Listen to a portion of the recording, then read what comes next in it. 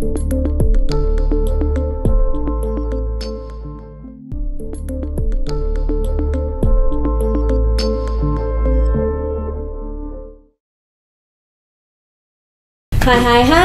jangan lupa Sobat Eksyar kalau belum nonton podcast KNEKS, Podcast Ekonomi Syariah KNEKS.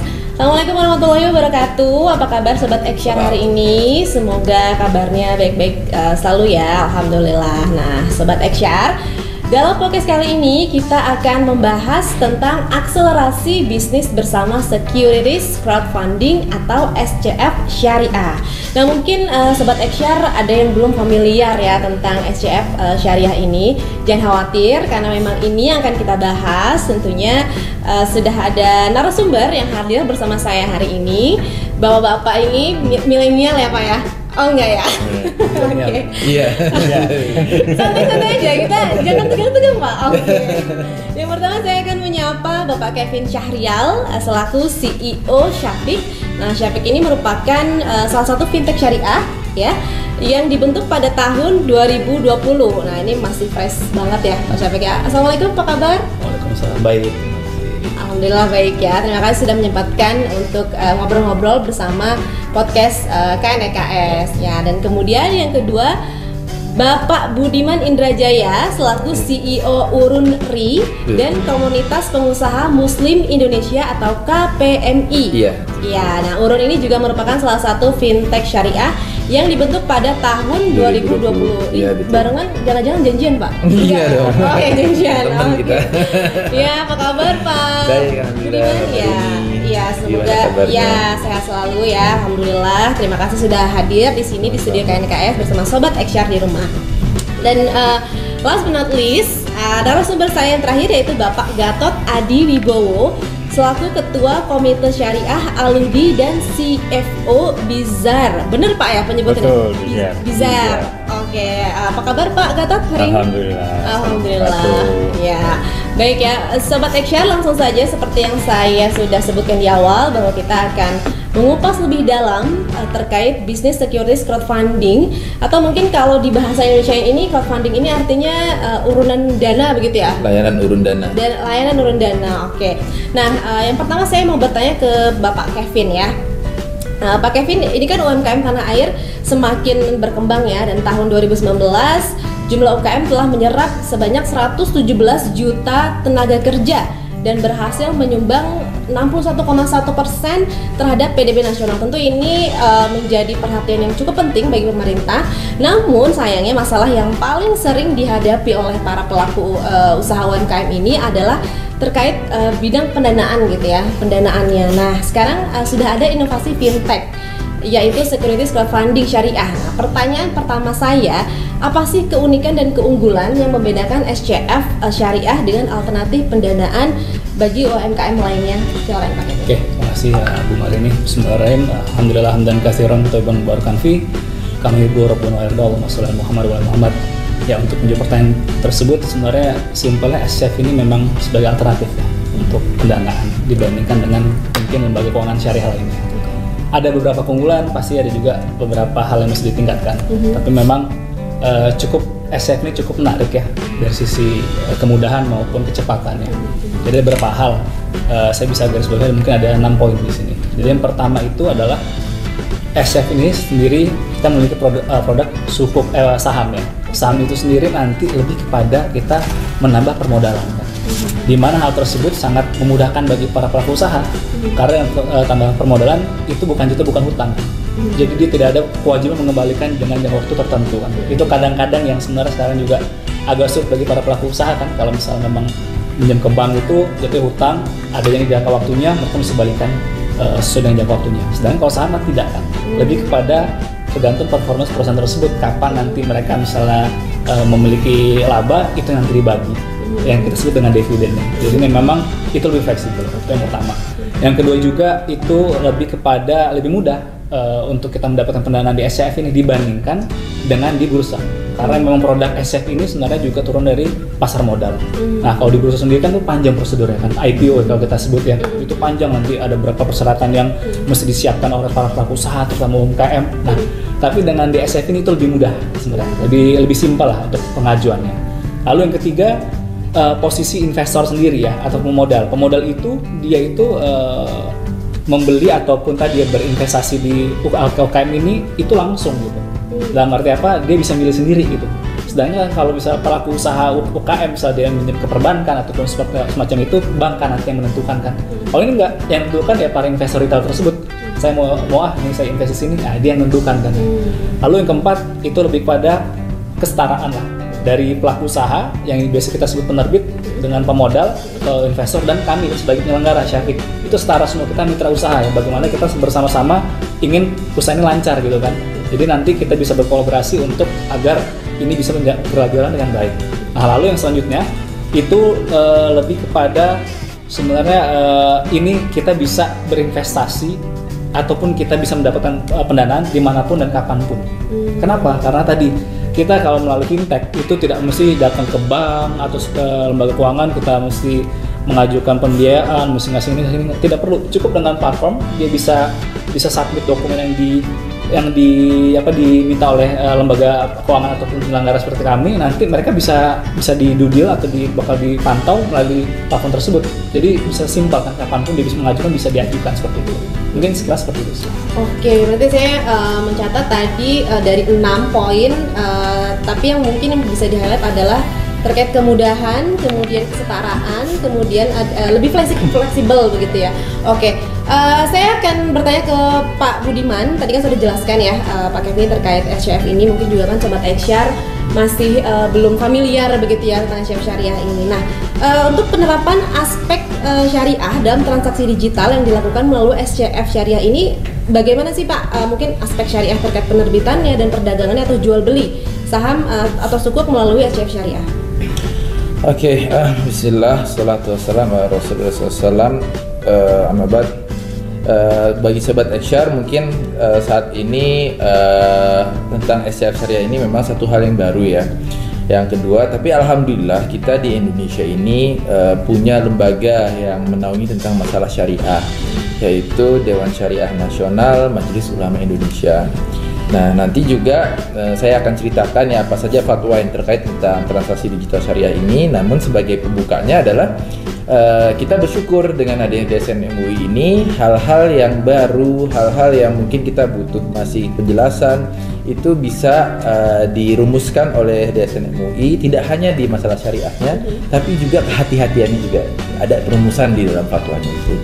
Nah, khusus untuk transaksi digital securities crowdfunding syariah itu diatur dalam fatwa MUI, DSN MUI nomor 140.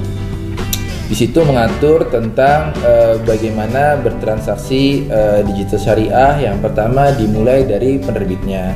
Secara global saya katakan bahwa penerbitnya ya dia harus memenuhi kaidah unsur halalan, barang yang diperdagangkan dia juga halal. Terus setelah itu juga tidak dalam perusahaannya juga tidak ada transaksi riba melebihi, kalau aturan DSN MUI itu melebihi 45%, tapi ini batas toleransi tertinggi. Artinya kalau bisa di bawah itu lebih baik, bisa 0 itu lebih baik juga.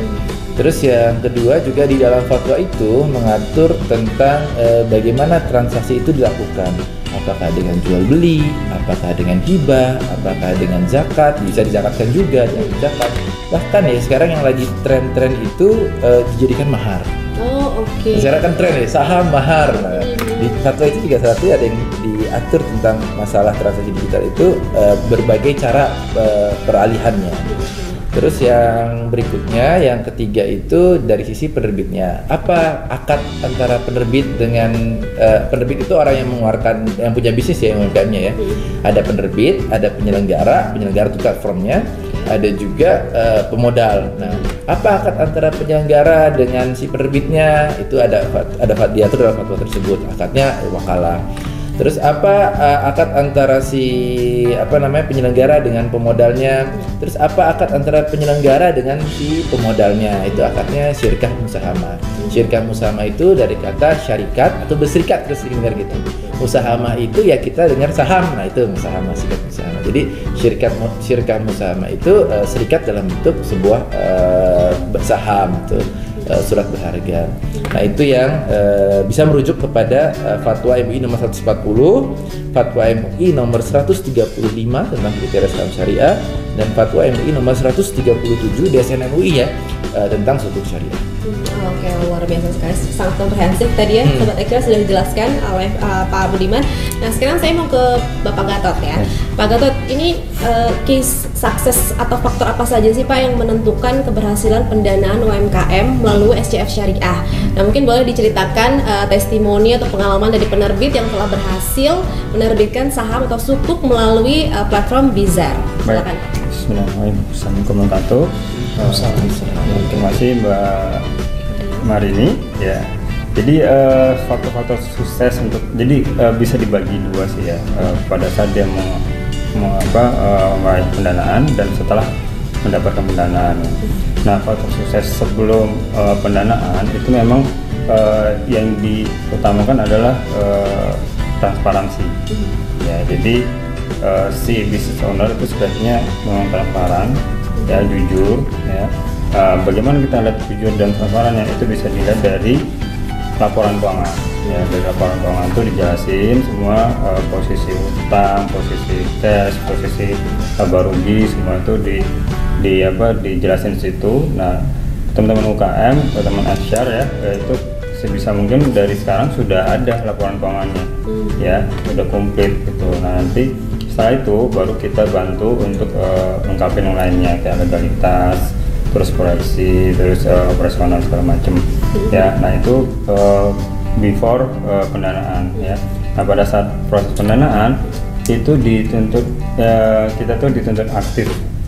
Jadi si investor itu dituntut aktif, investor akan dituntut aktif bertanya, sementara si business owner dituntut aktif menjawab. Nah kalau nggak aktif itu memang investor jadi ragu-ragu kan mau investasikan dananya ke si business owner, mau dalam bentuk sukuk maupun dalam bentuk saham, itu mereka akan ragu. Tapi kalau dia aktif menjawab ya jujur, itu insya Allah gampang dapatnya. Kita beberapa kali itu mendanain dan kami terus terang paling senang mendanain UKM syariah. Soalnya ya dia apa adanya, nggak ngambung, nggak kemana-mana ya. Nggak ada markup gitu, nggak ada markup segala macam, benar-benar saya hanya butuh ini dan begitu dia dapat itu pertama alhamdulillah, kedua innalillahi karena itu amanahnya gede banget, mereka sadar itu amanahnya gede banget. Nah setelah pendanaan itu proses mengelola dananya ini juga penting. Kalau dia amanah itu insya Allah step berikutnya apabila butuh pendanaan lagi itu jadi gampang. Itu terbukti di kami juga. Jadi ada yang sudah mendapat pendanaan sekian M, terus dia respon lagi, itu cepat dapatnya, gitu. Ya. Terus kita juga transparan setiap bulannya ke UKM ini untuk melakukan laporan keuangan dan operasional mereka. Jadi investor itu bisa lihatlah dana dia itu memang dikelola dengan baik. Nah itu jadi tiga hal itu sih. Jadi sebelum pendanaan itu memang harus komplit dulu, dibantu untuk lengkapin paling tidak laporan keuangan. Kedua pada saat pendanaan itu memang kalau di kami di beberapa platform tuh ada pitching, proses pitching langsung dengan investor. Nah di situ dituntut untuk terbuka dan mengerti benar bisnisnya ya, jangan sampai nggak ngerti tuh pada saat ditanyain kenapa ABC nggak ngerti, nah, itu fatal akibatnya. Nah setelah pendanaan gunakanlah dana itu dengan amanah. Oke, baik. Tadi berarti ada 3 proses gitu ya. Sebelum pendanaan dan proses pendanaan dan setelah pendanaan gitu ya. Dan tetap harus amanah gitu ya, Sobat Eksyar. Betul. Oke. Baik, saya akan bertanya lagi ke Pak Kevin. Pak Kevin ya.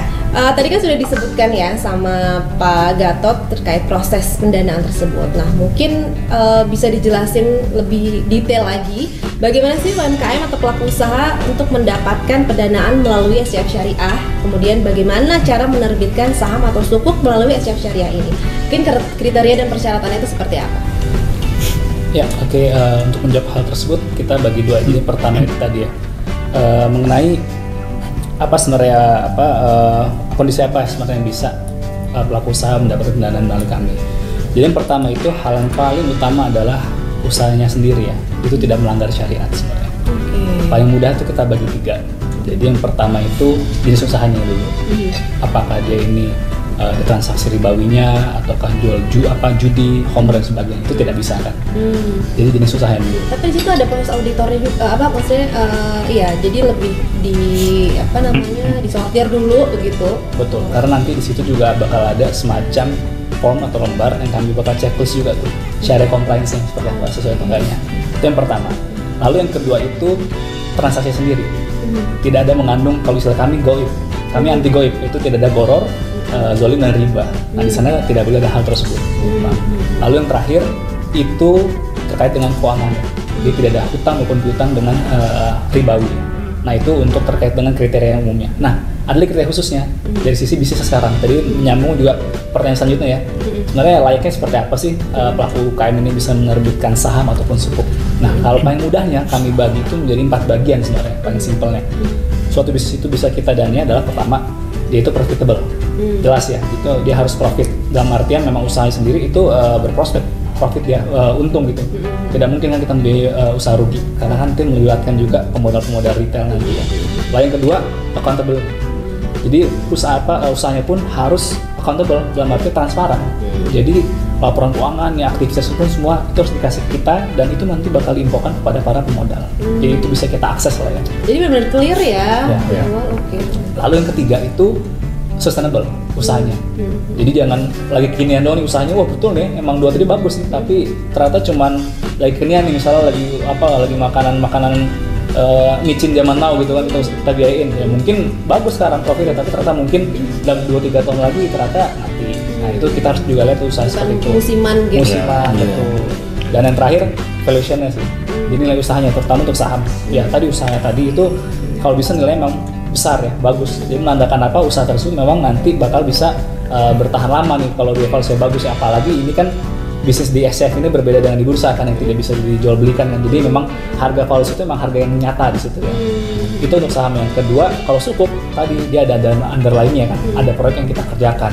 Itu berbeda kita juga dengan yang di obligasi yang konvensional kan, cuma hutang piutang. Sedangkan kalau sukuk sendiri ada betul barangnya ataupun yang kita kerjasamakan. Tapi itu prosesnya berapa lama tuh kira-kira ya? Kita kan harus tadi syariah compliance itu kan. Nah proses itu untuk ibaratnya apply gitu ya para pelaku usaha ini sampai akhirnya tadi sudah lengkap semuanya, dan akhirnya melakukan pengajuan gitu pendanaan, itu berapa lama kira-kira? Jadi setiap penyelenggara mungkin berbeda-beda antara saya dengan Pak Budiman ataupun dengan Pak Gatot. Nah kalau di Syafiq sendiri dari data komplit ya, itu komplit dalam arti interbisnis maupun syariahnya itu 5 hari kerja.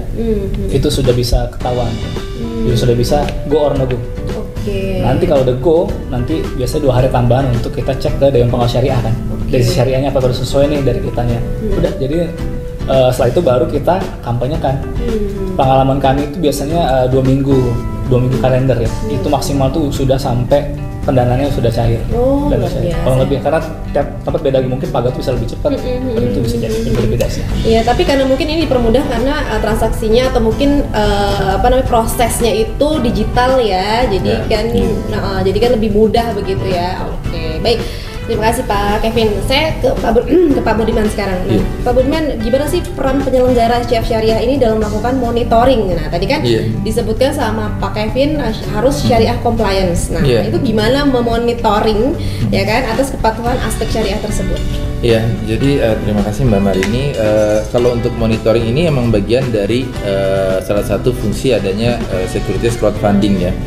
Nah, dalam monitoring itu ada 2 hal yang dilakukan. Yang pertama itu monitoring tentang aspek kualitatifnya. Yang pertama aspek kualitatif itu dan ini juga berlaku kan, tadi sudah ada proses checklist syariahnya. Terus yang kedua dari checklist syariah kan setelah itu diberikan pendanaan. Setelah dari pendanaan kan kita sekarang masuk ke tahap monitoring nih. Jadi tahap monitoring itu kita akan memantau lagi jenis usaha yang dia jalankan tetap nggak sesuai dengan apa yang dia bilang di awal, ataukah bahkan nanti mungkin ada penambahan yang itu tidak sesuai dengan aspek syariah. Terus yang kedua tadi kan sempat Kevin bilang ya, di keuangannya ada nggak nih utang riba, ada nggak? Nah itu kita juga cek lagi tuh, monitoring lagi di situ. Di transaksinya ada nggak tuh dia transaksi haram yang mungkin dilakukan gitu ya. Transaksi haram itu kan ada beragam ya, bukan hanya riba doang. misalnya ada penerimaan project dengan cara yang tidak baik gitu ya, usaha ada rasuah atau segala macam, itu kan juga nanti ada satu aspek syariah yang akan dinilai. Terus yang berikutnya itu kita lihat juga dari aspek kuantitatif. Tadi ada kualitatif, ada kuantitatif. Kalau kuantitatif itu lebih ke arah tentang aspek rasio keuangan dia.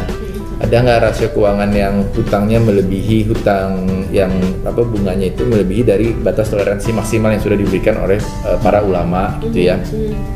Yang tentunya kita selalu remind bahwa ya sebaiknya jangan sampai ada itu hutang yang berbasis ribawi. Ya, tetap kita harus menghimbau dia jangan sampai mengambil hutang ribawi karena itu akan terpengaruh dengan usaha yang dijalankan. Terus yang kedua aspek kualitatifnya juga ada nggak pendapatan-pendapatan haram yang masuk ke dalam bisnisnya dia. Misalnya ternyata dia setelah berjalan uangnya dimasukkan ke dalam deposito bank ribawi juga gitu, misalnya lembaga keuangan ribawi misalnya ya.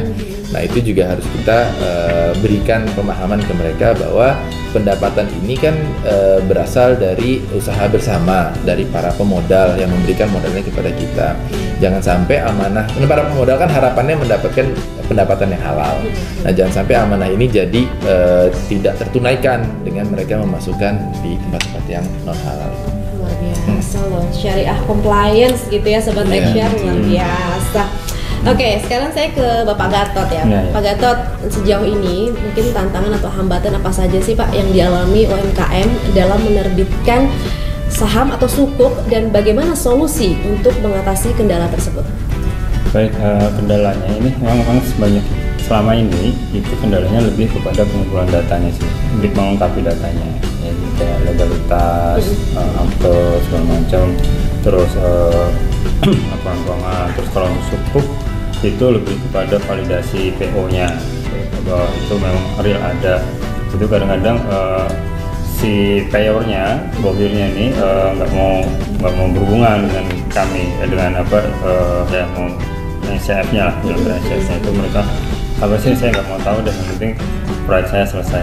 Kebanyakan gitu. Sementara kami mengharuskan, penyelenggara mengharuskan itu valid PO-nya. Kendalanya seperti itu sih. Nah sebenarnya terus satu lagi, semua platform itu rata-rata ingin memperkenalkan si UKM-nya ya. Jadi benar-benar kita kenalkan ke seluruh masyarakat di Indonesia bahwa ini ada usaha yang bagus, yang profitable ya, yang syar'i. Nah itu biasanya teman-teman UMKM belum ready untuk foto, untuk video yang layak gitu. Jadi itu kadang-kadang menyita waktu dalam hal listing gitu. Nah solusinya sebenarnya ya kami sendiri itu baik Bizar maupun Aludi itu menggandeng teman-teman konsultan yang bisa membantu menyiapkan mereka ini UMKM ini ya untuk ready to invest gitu. Jadi kayak kalau misalnya legalitasnya belum ada ya dibantu sama konsultan ini untuk dilengkapi legalitasnya, laporan keuangannya juga ya, itu semua disiapin sehingga yang masuk ke kami itu benar-benar valid lah, benar-benar UKM yang memang ready to invest yang bagus gitu. Gitu. Nah kami kan juga ingin menjaga nama syariah kan, jangan sampai yang masuk kami itu istilahnya dantar akuan aki, mohon maaf aki, kita nggak mau masuk itu. Jadi nama syariah benar-benar kita jaga ya, benar-benar yang kita tawarkan ke investor tuh bagus gitu. Nah, itu jadi kami mencoba menjabatnya itu. Memang banyak sekali UMKM di Indonesia ya, tapi banyak juga yang belum ready sebenarnya gitu, untuk mendapatkan dana. Nah itu kita kolaborasi lah dengan universitas, dengan konsultan gitu. Tapi target calon gitu ya, pelaku baik investornya kemudian juga pelaku UMKM-nya itu apakah generasi milenial atau generasi baby boomer atau generasi Z seperti saya? Iya. Mudah sekali. Itu berapa tahun yang lalu? Jadi gini, kalau berdasarkan data yang kami ada ya di Bizar ya, Bizar memang retail, sangat retail sampai saat ini kita retail. Itu memang umur investornya itu di antara 25 sampai 40 tahun gitu. Banyak kan ya berarti milenial ya, kayaknya seperti itu. Generasi 90-an gitu ya. 90-an, dan mereka punya karyawan sih memang. Jadi mereka ingin dapat passive income ya mereka invest di kita gitu, dan mereka belum siap lah untuk bangun usaha sendiri. Itu yang pertama. Yang kedua, teman-teman yang hijrah nih, yang pengen hijrah itu sering banget kami mendapat pertanyaan, ini syar'i enggak, ini syar'i enggak. Itu gemah hijrah tuh di mana-mana, termasuk di SCF. Itu banyak sekali Mbak. Jadi mereka senang banget kalau penerbitnya itu memang syar'i gitu. Itu lebih cepat. Kalau kami tuh sekali pendanaan ada yang hitungan detik, 31 detik terpenuhi itu ada. Karena ya antusias teman-teman yang hijrah ini, dia punya uang tapi dia belum siap untuk bisnis sendiri, dia invest di bisnis saya. Selalu ya semangatnya nih Sobat Eksyar, patut ditiru nih generasi milenial, generasi Z ataupun generasi baby boomer gitu ya, patut dicontoh nih. Harus bisa mengelola, kita jadi belajar investasi juga ya, bapak-bapak di sini semua belajar berinvestasi tapi harus yang syariah compliance. Oke. Nah, pertanyaan terakhir untuk Pak Kevin di sesi podcast yang pertama hari ini. Apa sih Pak perbedaan atau pendanaan melalui saham syariah dengan sukuk melalui SCF syariah? Nah mungkin kondisi seperti apa, dalam kondisi dan situasi seperti apa UMKM atau pelaku usaha menerbitkan saham syariah atau sukuk? Oke, jadi pilihan berarti ya. Artinya produk kita memang ada dua, ada saham syariah dan sukuk. Sebenarnya tergantung dari apa sih yang kita mau kerjasamakan tadi. Tadi kan ada sempat Bro Budiman ngasih tahu terkait akad-akadnya. Jadi kalau saham sendiri tadi kan musyarat musahamah. Jadi memang lebih kepada kita sama-sama chip in di suatu usaha, namun memang usahanya itu apa? Perusahaan tersebut sendiri. Jadi usahanya yang kita kerjasamakan. Jadi memang biasanya baik lagi tujuan itu apa? Lebih ke jangka panjang. Karena nama saham tadi kerjasama itu tadi nggak ada pengembalian, karena memang nanti kita bersama-sama hingga nanti dijual kembali saham tersebut di pasar sekunder nanti kan ya. Jadi memang kebutuhannya itu lebih leks lah ya dibandingkan dengan sukuk. Jadi dalam arti apa, dia bisa gunakan untuk kepentingan usaha secara umum. Nah kalau dia itu ada suap tersebut punya PO ataupun PO atau SPK ya, itu yang mau didanakan, itu mungkin cocok lebih ke sukuk. Jadi bukan perusahaan yang didanain, tapi perusahaan tersebut dia punya kerjaan berupa SPK atau PO. Nah dia cuma pengen kerjasama di SPK atau PO tersebut saja tuh. Jadi jatuhan proyek ya. Nah itu lebih cocok ke sukuk. Karena kalau SPK atau PO kan biasanya ada jangka waktunya tuh. Nah itu cocok ke sukuk kan. Biasanya nanti SPK-nya mungkin atau PO-nya 3 bulan, nanti kita kerjasama 3 bulan atau tambah 1 bulan buat jaga-jaga. Seperti itu kurang lebih. Itu sih perbedaannya. Jadi tergantung dari bisnis yang dikerjasamakan. Oke, wah itu pilihan dan mungkin saya agak sedikit masih belum memahami begitu ya, agak-agak pusing. Nah mungkin saya mau tanya dulu ke Pak Budiman gitu ya. Nah, ya berarti kan ini pilihan tadi ya, Pak Kevin kan bilang ini pilihan gitu ya, tentang sukuk begitu ya. Nah, mengapa sih SCF Syariah ini merupakan pilihan yang tepat untuk mengakselerasi pertumbuhan bisnis dibandingkan dengan alternatif pendanaan lainnya? Oke, terima kasih Mbak Marini. Jadi kenapa menjadi pilihan yang tepat ya SCF Syariah untuk mengembangkan bisnis? Tadi juga sebenarnya sempat disinggung sih sama Bro Kevin bahwa SCF Syariah itu mempunyai skema yang dia lebih longgar, lebih fleksibel. Coba Mbak bayangin ketika kita sedang membangun sebuah bisnis, lalu yang kita ambil adalah hutang. Padahal itu di saat-saat kita yang masih lagi membangun sebuah bisnis, atau kemarin kan kita kena hempasan COVID gitu ya, pandemi ya. Terus kita mau revive, mau kembali lagi ke dalam track bisnis kita gitu ya. Jika yang diberikan adalah hutang, ya akan menjadi berat bagi kita karena setiap bulan kita harus mikirin angsuran, belum lagi tambahannya, belum lagi nanti kalau yang di lembaga ribawi ada dendanya. Boro-boro kita bisa berkreatif gitu karena bisnis itu kan membutuhkan kreativitas dan kenyamanan gitu dalam menjalankannya. Jadi dengan saham itu orang bisa bergerak maju dan berbisnis bersama, itu yang satu. Terus yang kedua, tadi kan mungkin Pak Gatot sempat bilang paling cepat 30 detik selesai itu pendanaan.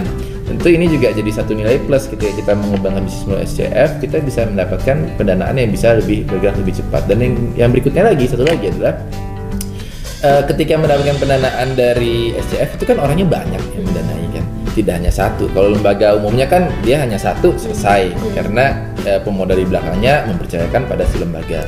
Tapi kalau dalam SCF kan terbuka sehingga ada banyak orang di situ.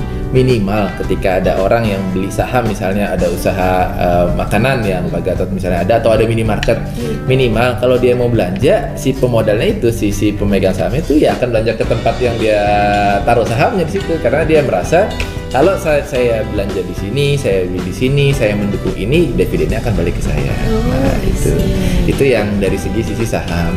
Kalau dari segi sukuk, kita bisa mendapatkan pendanaan nanti yang sesuai dengan project yang kita jalankan. Misalnya project itu nanti turnkey atau namanya pembayarannya 3 bulan berikutnya, ya kita bisa sesuaikan itu jangka waktunya dengan akad yang kita perjanjikan di suku. Nah itu kenapa SCF ini ya jadi salah satu alternatif yang baik ya untuk mengembangkan usaha kita. Artinya ini juga kan model pendanaan ini juga mengedepankan pola hubungan kemitraan, begitu ya. Selain tadi fleksibel, lebih mudah. Betul. Mungkin nanti Pak Gatot bisa menambahkan juga bahwa ketika mendapat permodalan dari investor, jangan seperti habis dapat dana terus tidak kenal gitu ya gitu. Tapi kita harus rutin kasih laporan bulanan. Kenapa? Karena dari 1 ini bisa jadi 4, bisa jadi 5. Modalnya bisa bertambah karena dia puas. Mungkin saya bisa tambahin dikit Mbak. Ya. Jadi seperti crowdfunding. Crowd kita tuh buat crowd.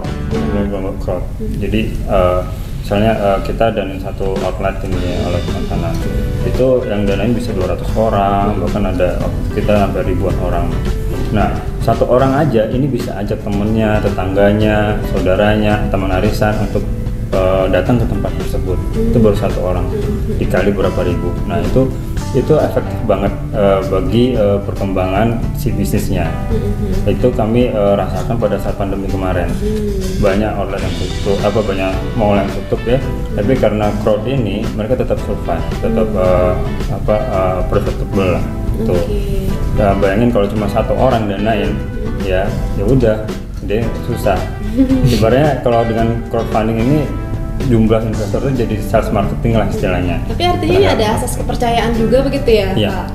Ya, oke. Nah, menyinggung asas kepercayaan tadi gitu ya, artinya dari 1 gitu ya bisa menjadi banyak gitu kan sistem crowd tadi. Nah, terus gimana nih kiat agar UMKM mendapatkan kepercayaan investor untuk membangun hubungan kemitraan dalam jangka panjang melalui SCF Syariah? Oke, kiat-kiatnya jadi memang pada saat membuat prospektus proposal itu pertama itu harus dibuat jelas dia roadmapnya seperti apa gitu. Nah bisnis plannya seperti apa. Nah dari situ pada saat mendapatkan pendanaan itu dijalankan. Gitu. Jadi soalnya kami itu setiap bulan kan melakukan laporan keuangan sama laporan operasional ya. Nah laporan operasional itu menjelaskan apa saja yang dilakukan pada bulan tersebut. Nah si investor itu baca ini dijalankan nggak apa yang ada di prospektus. Nah kalau misalnya dijalankan, nah itulah trust muncul di situ. Itu. Nah kalau terus dijalankan, otomatis once dia butuh lagi pendanaan itu cepat. Gitu. Contoh kami pada waktu itu ada 1 brand yogurt gitu ya, awalnya lambat tuh pendanaannya, tapi dan itu dibuka di mall yang baru buka pas kena pandemi. Wow, ya, deg-degan gitu ya, deg-degan gitu ya. PSBB ya, PSBB tutup. PPKM tutup gitu kan. Tapi kita setiap bulan tuh ngasih laporan operasional. Mereka tuh marketingnya apa saja gitu sehingga tetap bisa bagi hasil gitu. Jadi investor itu trust. Nah, begitu kita buka 1 lagi, berikutnya itu cepet jauh lebih besar. Soalnya udah ada trust dari para investor. Gitu. Jadi keuntungannya juga dibagi secara proporsional gitu ya. Nah kami memang bagi hasil ya. Jadi kalau untung ya dibagi, kalau rugi ya ditanggung sama. Itu kalau saham, kalau sukuk ya tergantung akarnya. Ya kembali kepada akarnya. Oke, baik. Wow, luar biasa sekali Sobat Eksyar topik kita hari ini, dan tadi ada beberapa hal yang saya catat di sini bahwa securities crowdfunding merupakan alternatif pendanaan yang bisa dimanfaatkan oleh para pelaku UMKM yang berbasis digital, Sobat HR semuanya di sini yang menonton. Dan salah satu keunggulan model pendanaan ini adalah mengedepankan pola hubungan kemitraan antara pelaku UMKM dengan para investor, begitu ya. Betul. Dalam mengembangkan bisnis KM yang dimana keuntungan dari bisnis tersebut dibagikan investor secara proporsional sesuai dengan kepemilikan modalnya. Luar biasa sekali, terima kasih sudah hadir Bapak Kevin, Bapak Budiman, dan juga Bapak Gatot hari ini untuk setelah meluangkan waktu untuk sharing-sharing bersama Sobat HR tentang bisnis akselerasi securities crowdfunding syariah. Tentu banyak sekali insight-insight tadi yang sudah disampaikan dan dapat menjadi edukasi begitu ya untuk para Sobat HR. Dan terima kasih sekali lagi, dan insya Allah kita akan bertemu di episode selanjutnya masih tentang securities crowdfunding begitu. Nah Sobat HR yang ingin mengetahui informasi terkait ekonomi dan keuangan syariah bisa langsung mengunjungi website KNEKS di kneks.go.id, kemudian Instagram KNEKS, Twitter, dan Facebook dengan nama akun yang sama. Sekian podcast KNS kali ini, sampai jumpa di episode selanjutnya. Saya Marini Sayuti pamit, terima kasih sudah mendengarkan podcast kali ini, dan mohon maaf jika ada kekurangan. Sehat selalu dan tetap semangat bersama KNKS. Mari menyatukan langkah memajukan negeri. Sampai jumpa. Wassalamualaikum warahmatullahi wabarakatuh. Waalaikumsalam.